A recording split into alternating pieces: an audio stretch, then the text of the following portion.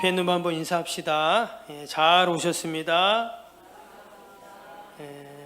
하나님이 만선을 허락하실 겁니다.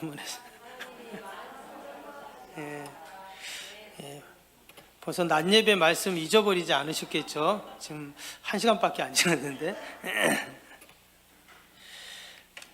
오늘 기독교 변증학교 4번째 시간입니다. 우리가 작년에 9월 첫 주, 10월 첫 주, 또 12월 첫 주에 기독교 변증학교라는 테마로 함께 말씀을 보았는데요. 좀 기억이 나실까 모르겠습니다. 기독교 변증학이라는 것이 있다, 이런 말씀을 드렸어요. 우리가 신앙생활을 하는데, 내가 믿음 생활하는데 합리적인 또 이성적인 근거를 제시하고 정말 타당한 믿을 만한 그런 진리를 우리가 믿는 것, 이것이 바로 기독교 변증의 이유다라고 그렇게 말씀을 드렸습니다. 대부분 비신자들, 또 교회를 안 다니는 분들은 우리처럼 교회나 또는 기독교 성경에 대해서 잘 모릅니다. 그러니까 잘 모르기 때문에 오해도 하고 또 여러 가지 편견들, 이런 것들이 있는 것들을 우리가 이제 보게 되는데요. 그는 본인이 적극적으로 알려고 하지 않은 것도 있지만, 또 하나는 우리가 그 믿지 않는 자들에게 잘 가르쳐 주지 않은 것도 있다 하는 것을 다시 한번 생각합니다. 예를 들어서 우리 가족일 수도 있고요. 어떻게 왜 교회에 대해서, 기독교에 대해서 저렇게 생각을 하나. 근데 우리가 그분들에게 잘 설명해 주고 또 알려주었다면 또 안 그럴 수도 있잖아요. 그래서 우리가 이 시간 나누는 그런 말씀들을 우리가 잘 기억했다가 교회에 대해서 또 성경 말씀 이런 잘못 알고 있는 그런 분들에게 우리가 잘 바르게 여러분 설명해 줄 수 있기를 바랍니다. 우리 지난번에도 말씀을 드렸는데, 예전에는 우리 부모님이나 또 선배들이 야 믿어, 그냥 믿기만 해, 이러면 어땠어요? 좀 안 믿어지더라도 네 알겠습니다 이러고 그냥 우리가 좀 따라갔습니다. 그렇죠? 근데 지금은 어떨까요? 지금 이런 권위적이거나 또는 맹목적인 신앙은 이제 더 이상 안 먹힌다 하는 것입니다. 한 번은 어떤 엄마가 유치원 아이를 데리고 서점에 갔대요.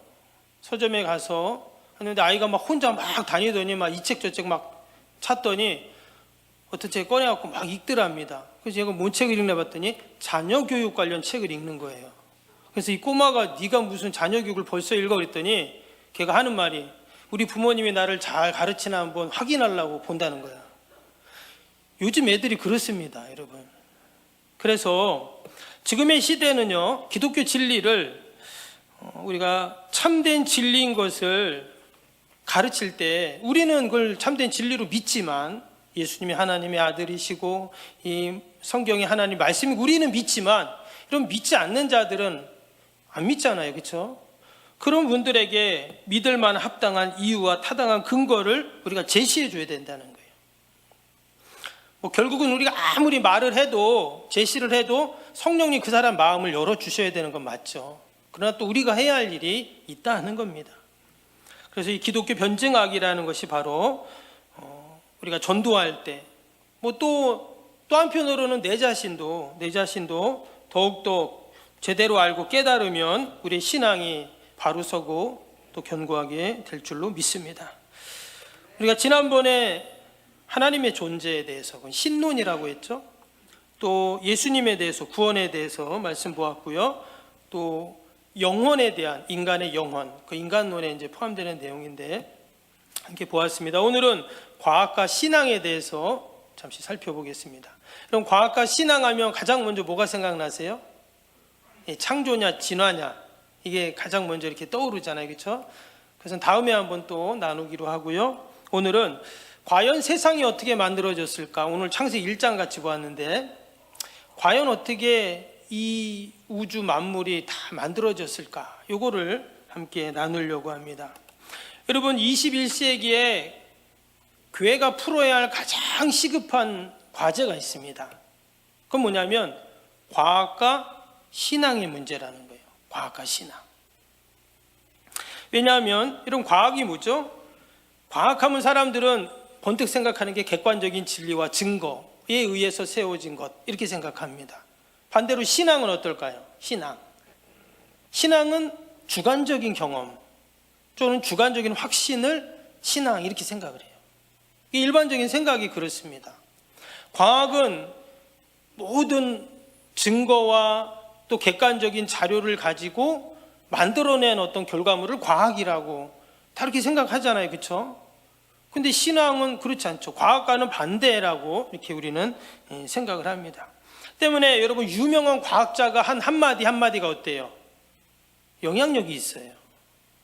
유명한 과학자가 한 말, 그 젊은 사람들, 이 다음 세대들, 우리 아이들 같은 경우 그 얘기를 들으면 어떨까요? 아, 맞다 이렇게 이제 할 수밖에 없는 것입니다. 특별히 무신론자들, 반성경적인 그런 주장을 하는 그런 과학자들의 말은 우리 젊은 기독교인들에게, 우리 아이들에게 상당한 혼란과 신앙적 갈등을 일으킵니다. 예를 들어서 우리 아이가 어렸을 때 교학교 때 잘 나왔어. 근데 점점 크면서 대학 가고 직장 생활하니까 교회를 안 나와. 왜 그럴까요? 타락해서 그럴까요? 아니면 뭐 너무 바빠서 안 나올까요? 그럴 수도 있는데, 이 아이들이 과학과 신앙, 세상과 교회의 그 사이에서 오랜 갈등을 겪거든요. 오랜 갈등을 겪다가 결국 어떻게 됐냐? 과학과 세상에 설득을 당한 거예요. 여러분, 사람은 설득 당하는 대로 가게 되어 있습니다.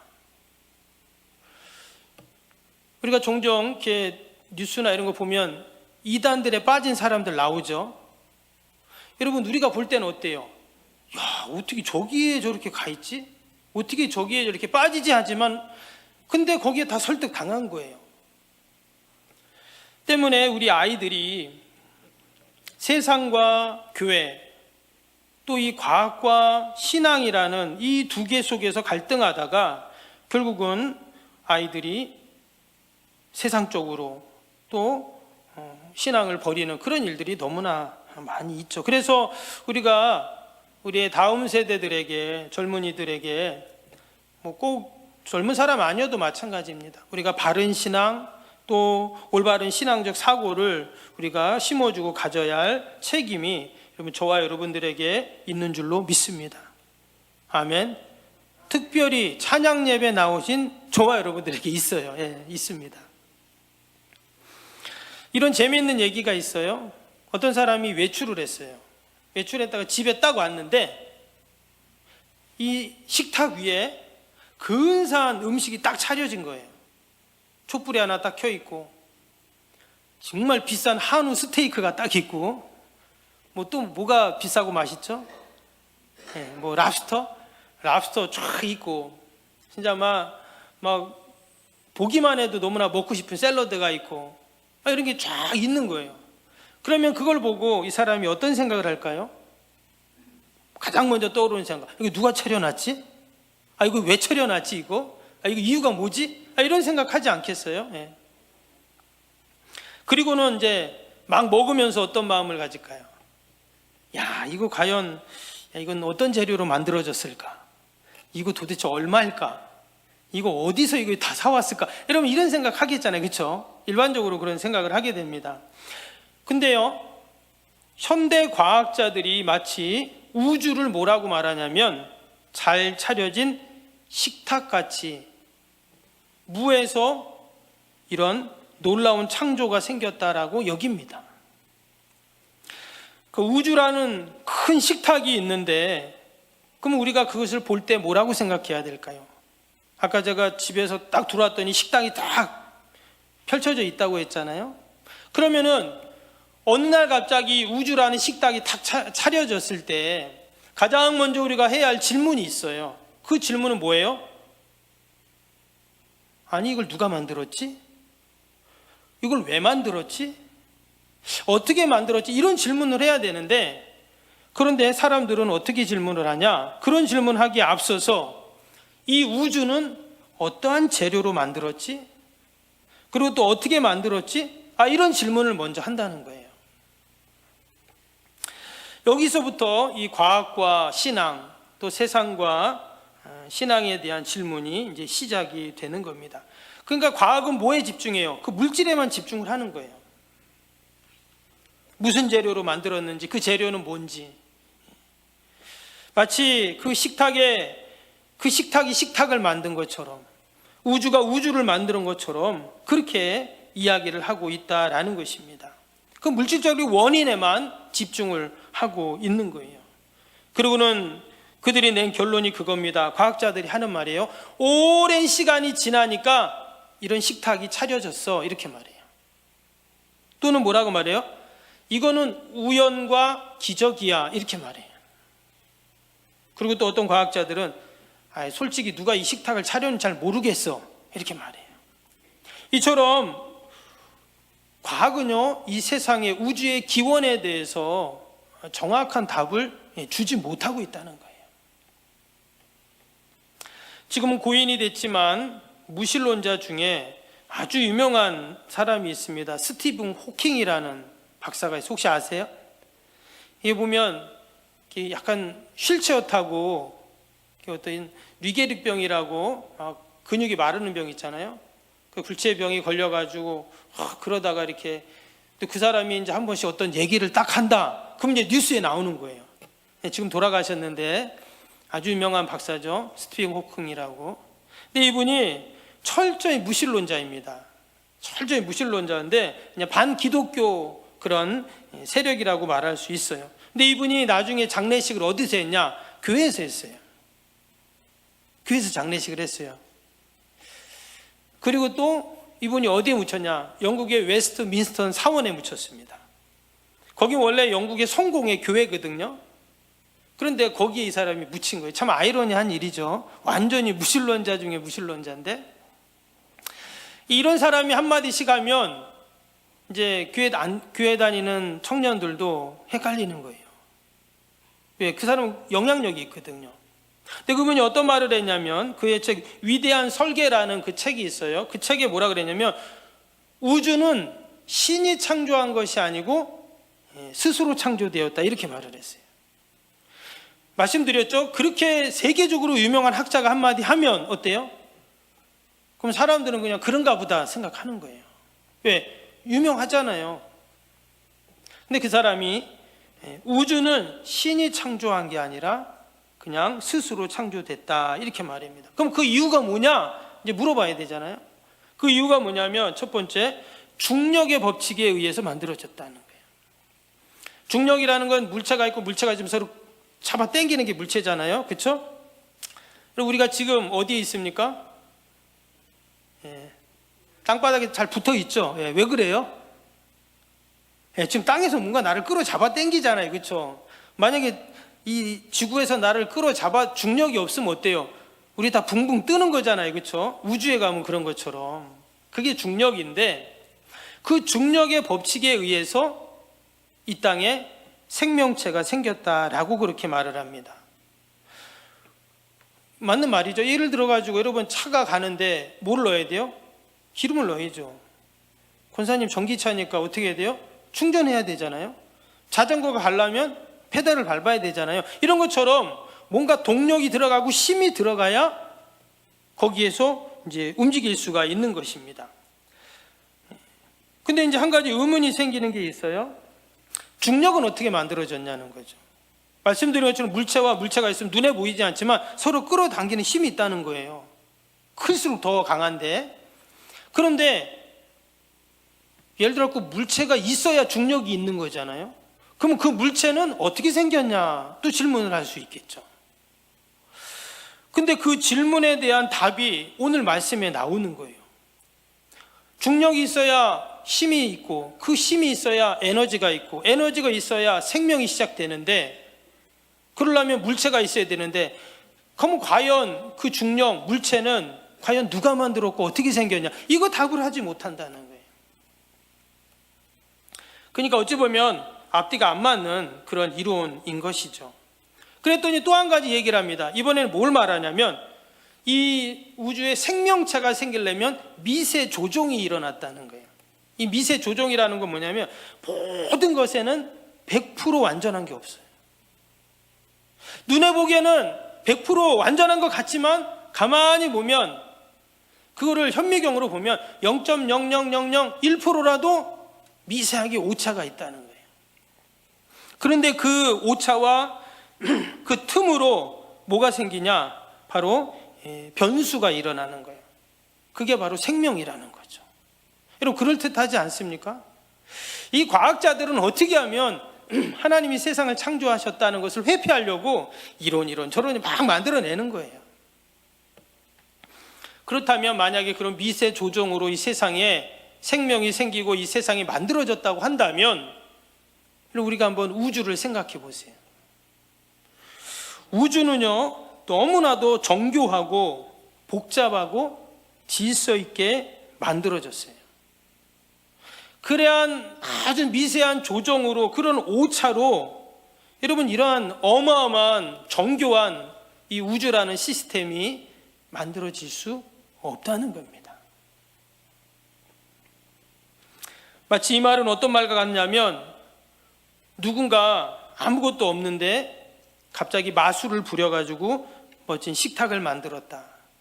또 어느 날 갑자기 자동차가 만들어지고 비행기가 만들어지고 건물이 세워졌다. 이렇게 말하는 거와 똑같다라는 것입니다. 때문에 세상의 창조, 우주의 창조는 어느 날 우연히 이루어진 것이 아니라 오늘 함께 말씀 창세기 1장 말씀처럼 하나님이 세상을, 천지를 창조하셨기에 여러분 이 세상이 이처럼 또한 저와 여러분이 이 땅에 존재하고 있는 줄로 믿습니다. 성경은 분명히 세상의 기원, 시작, 존재, 이유와 목적 이미 다 성경에 기록이 되어 있어요. 세상 어디에도 그 질문의 답을 제대로 주지 못하지만 성경은 너무나 간단하게, 너무나 쉽게 우리에게 그것을 말씀하고 있다라는 겁니다. 중요한 것은 그것을 믿냐, 믿지 않냐에 따라서 완전히 갈라지는 것이죠. 저와 여러분은 늘 이 하나님의 말씀을 생명의 말씀으로 믿고 또 우리의 자녀들에게 가르치고 또 모르는 사람들에게 알려주어야 할 책임이 저와 여러분에게 있는 줄로 믿습니다. 여기 보면 태초에 하나님이 천지를 창조했다 이런 말씀이 있죠. 이 천지, 한문으로 하면 하늘과 땅이잖아요.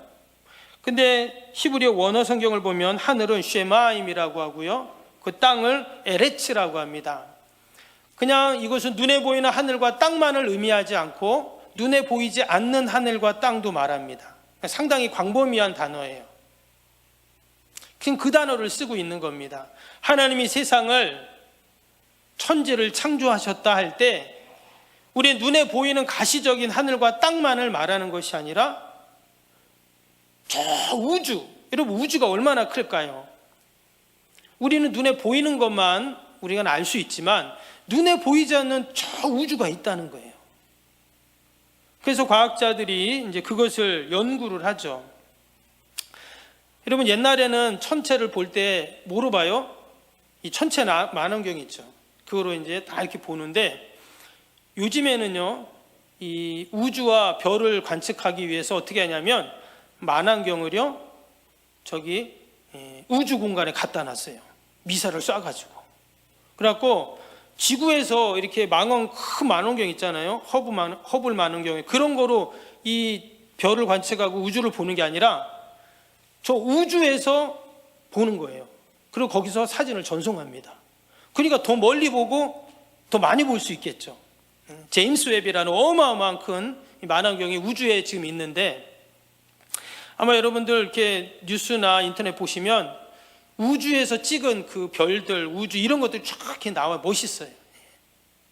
그런데 그 우주를 딱 찍어봤더니요, 우주의 별이 얼마나 많을까? 많겠죠. 셀 수도 없이 많겠죠. 근데 얼마나 많을까? 찍어봤더니요, 우리 지구에 있는, 이 지구요, 지구에 있는 사막과 해변에 있는 모래 있죠. 그 모래 알갱이, 사실 뭐 눈에도 안 보이지만 지구에 있는 사막과 해변에 있는 모래 알갱이 숫자보다 10배 더 많답니다. 그럼 얼마큼 있는 거죠? 셀 수 없다는 거예요. 인간의 방법으로는 셀 수 없고 알 수 없고 볼 수 없는, 그러니까 이 우주라는 게 어마어마하게 큰 거예요. 근데 태초에 하나님이 이 우주를 창조하셨다. 하나님이 만드셨다는 거예요. 바로 창조주 하나님이라는 말은 바로 그런 말입니다. 그럼 하나님이 어떻게 만드셨을까요? 2절 한번 볼까요? 오늘 2절 말씀해 보니까 2절에 보면 2절 한번 보여주세요. 2절에 땅이 혼돈하고 공허하며 흑암이 깊음 위에 있고 하나님의 영은 수면 위에 운행하시니라 그랬어요. 그러니까 이 우주라는 공간이 있었다면 거기에 이제 별들이 처음에는 없었겠죠. 하나님이 만드셨으니까. 오늘 우리 읽었던 그 내용에는 안 나오지만 쭉 나오는 내용에 보면 하나님이 빛을 만드시고 궁창을 만드시고 그 다음 뭘 만들어요? 해달별 만드시고 뭐 물고기 또 짐승 사람 이렇게 만드셨잖아요. 근데 처음에는 어땠냐? 혼돈과 공허와 흑암의 깊음 위에 있었다 그랬어요. 그러니까 원래는 이 공간에 아무것도 없었던 거예요. 근데 하나님께서 해변의 모래알보다 또 지구에 있는 사막의 모래알보다 10배 많게 이 별들을 만드신 거예요. 놀랍지 않습니까? 여러분, 이것이 바로 세상의 시작이고 기원입니다. 그럼 하나님이 세상을 대충 만드셨을까요? 그렇지 않습니다. 천문 과학자들이 이 우주를 연구하면 연구할수록 이 우주가 얼마나 정교하고 또 질서와 법칙 가운데 유지된다 하는 것을 알고 놀라게 됩니다. 한 가지 예만 들까요? 한 가지 예만 들면 여러분, 지금 우리는 가만히 있지만 지구는 어떻게 하고 있어요? 돌고 있죠? 그래서 여러분, 지구가 지금 얼마나 빨리 돌까요? 우리는 사실 느끼질 못하잖아요. 느끼면은 여기 못 있습니다. 지구가 얼마나 빨리 돌고 있냐면 1초에 놀라지 마세요. 1초에 463m를 간다고 해요. 우리가 여기서 똑딱 하는 순간 벌써 0.5km 간 거예요. 그러면 2초 되면 똑딱 1km 간 거예요. 그럼 지구가 지금 그렇게 지금 달리고 있다는 거예요. 이 도는 속도가 그렇게 빠릅니다. 근데 여러분, 그 자리에서만 도는 게 아니라 또 태양 주위를 또 돌죠. 공전을 하고 있잖아요. 그러면 공전은 얼마나 빨리 할까요? 제가 또 찾아봤어요. 그랬더니 그거는 1초에 30km를 간답니다. 그러니까 똑딱 한 사이에 지구가 벌써 30km 저까지 가 있는 거예요. 차로 치면. 그러면 얼마나 빨리 가는 거예요? 지금 너무 빨리 가고 있는데 우리는 그걸 못 느끼죠. 왜? 하나님이 그렇게 못 느끼게 만드신 거예요. 만약에 우리가 지구라는 버스를 탔는데 여러분, 그 버스가 그렇게 지금 빨리 달리고 있어요. 그럼 다 멀미하는 거잖아요. 살 수가 없죠. 근데 하나님이 하나도 어지럽지도 않고 느끼지도 못하고 이렇게 만드셨기 때문에 우리가 이렇게 지금 있다라는 거예요. 그러지 않고는 이걸 어떻게 증명할 수가 있겠어요? 조그만 차가 빨리 가도 어지럽고 막 무섭고 정신이 없는데, 희한하게 지금 우리가 있는 이 지구는 그렇게 빨리 달리는데도, 그런데도 하나도 어지럽지도 않고 이상하지도 않다. 여러분, 이 모든 것이 우연히 만들어졌다라고 말하는 것 자체가 비과학적인 거죠. 근데 첨단 과학은 뭐라고 말하냐? 우연히 만들어졌다는 거예요. 우리가 어떻게 그 과학을 믿을 수가 있습니까? 그래서 우리는 하나님의 말씀을 믿는 것이죠. 아멘. 세상의 과학은 이 하나님의 말씀을 하나하나 증명해가는 수준밖에 안 되는 겁니다. 그래서 우리는 진리를 진리로 믿고 진리를 전하는 것이고, 또 우리가 진리를 잘 간직하는 그러한 우리에게 사명이 분명히 있는 줄로 믿습니다. 우리가 다시 한번 내가 신앙생활하고 믿음생활하는 것이 그냥 세상의 많은 종교 중에 하나를 선택해서 내가 그것을 믿고 의지하고 마음의 평안을 갖고 하나의 종교 생활을 하는 것이 아니라, 우리는 지금도 창조주 하나님, 또 창조하신 것을 주관하시고 섭리하시는 하나님, 또 여전히 지금도 그 하나님께서 살아계서 역사하시는 그 하나님을 우리는 늘 의지하고 믿고 있는 줄로 믿습니다. 우리 신앙은 너무나 귀하고 소중합니다. 늘 우리가 이 신앙을 잘 간직하고 또 우리의 다음 세대들에게 이 진리의 말씀을 잘 전하는 저와 여러분이 되시기를 주님의 이름으로 축복합니다.